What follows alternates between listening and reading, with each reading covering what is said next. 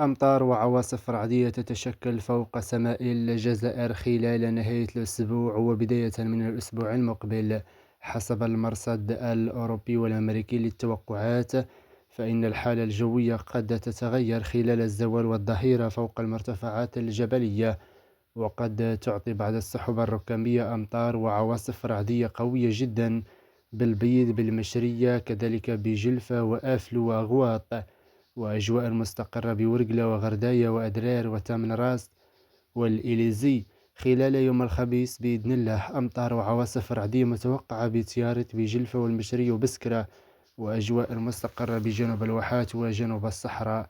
خلال يوم الجمعة 8 من ماي أمطار وعواصف رعدية حاضرة بقوة على بعض الولايات الوسطى والشمالية الغربية، وأجواء مستقرة بجنوب الواحات وجنوب الصحراء.